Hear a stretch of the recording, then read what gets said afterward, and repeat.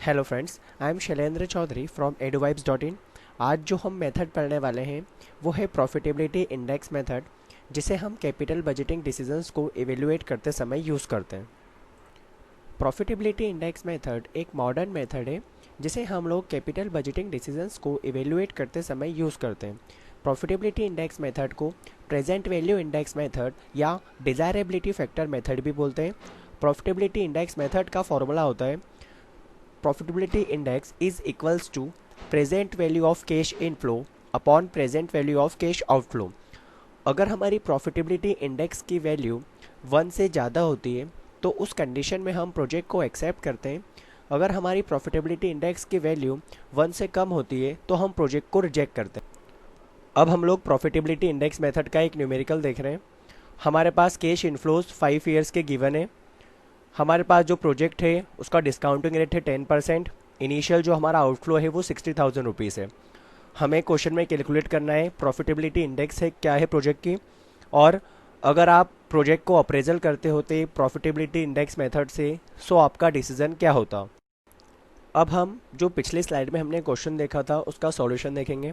उससे पहले मैं आपको एक इम्पॉर्टेंट बात बता दूं कि जब भी कैपिटल बजटिंग से रिलेटेड कोई भी न्यूमेरिकल आता है तो कई बार जो एग्जामिनर है वो आपका टेस्ट लेने के लिए कि आपको कॉन्सेप्ट का कितना पता है उसके लिए एक क्वेश्चन भी ऐड कर देते हैं कि अगर आप प्रोजेक्ट मैनेजर होते, अगर आप प्रोजेक्ट अप्रेजल कर रहे होते, अगर आप फाइनेंस मैनेजर होते सो उस कंडीशन में आप वो प्रोजेक्ट को एक्सेप्ट करते या रिजेक्ट करते। कोई भी मेथड का नाम दे देंगे, फिर आपसे पूछेंगे कि आप वो जो प्रोजेक्ट है उसको एक्सेप्ट करेंगे या रिजेक्ट करेंगे।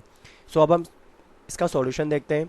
सो हमारे पास 5 ईयर्स है। फर्स्ट ईयर का कैश इनफ्लो है 20,000, सेकेंड ईयर का कैश इनफ्लो है 20,000, थर्ड ईयर का कैश इनफ्लो है 25,000, फोर्थ ईयर का कैश इनफ्लो है 25,000 एंड फिफ्थ ईयर का कैश इनफ्लो है 25,000।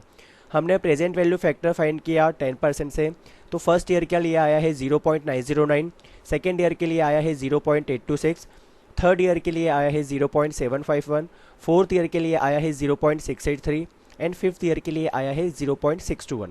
जब हमने इसका डिस्काउंटिंग फैक्टर फाइंड किया सो हम कैश इनफ्लो और प्रेजेंट वैल्यू फैक्टर का जब मल्टीप्लाई करेंगे सो जब हमने 20,000 का 0.909 में इंटू किया तो हमारे पास वैल्यू आई 18,180।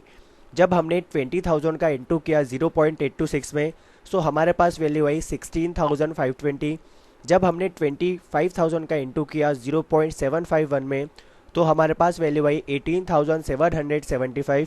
जब हमने 25,000 का फोर्थ ईयर के प्रेजेंट वैल्यू फैक्टर में जब मल्टीप्लाई किया तो हमारे पास वैल्यू आई 17,075।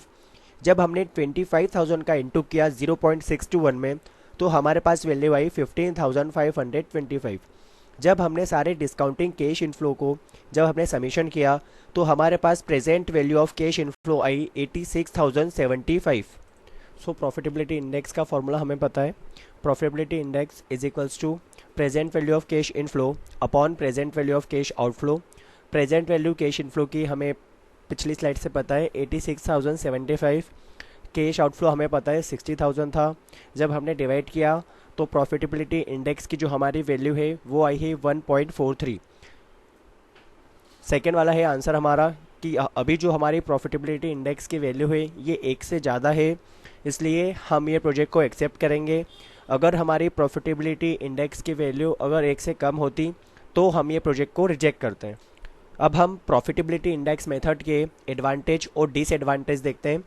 सो सबसे जो पहला एडवांटेज है कि अगर हम प्रोजेक्ट को रिलेटिव मैग्नीट्यूड में अगर हमें जज करना है तो उस सिनारियो में जो प्रॉफिटेबिलिटी इंडेक्स मेथड है वो एक सुपीरियर मेथड है as compared to other method.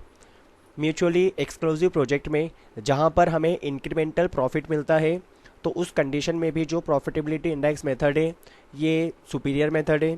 ये टाइम वैल्यू एंड मनी को कंसीडर करती है और जितना हमारा इन्वेस्टमेंट है या जितनी हमें कॉस्ट लग रही है उसे भी प्रॉफिटेबिलिटी इंडेक्स मेथड कंसीडर करती है।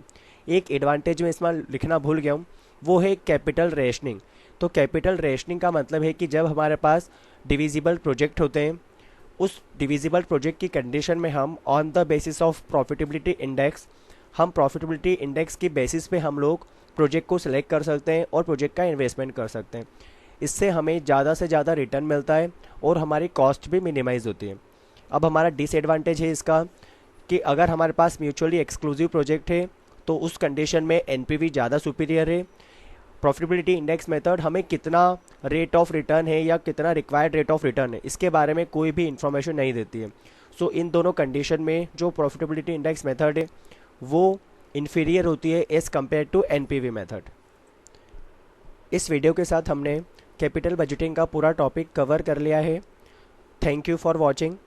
वीडियो को लाइक करिए, शेयर करिए, सब्सक्राइब इसलिए कीजिए कि जो भी हमारी नेक्स्ट वीडियो आएगी उसका नोटिफिकेशन आपको मिलता रहे।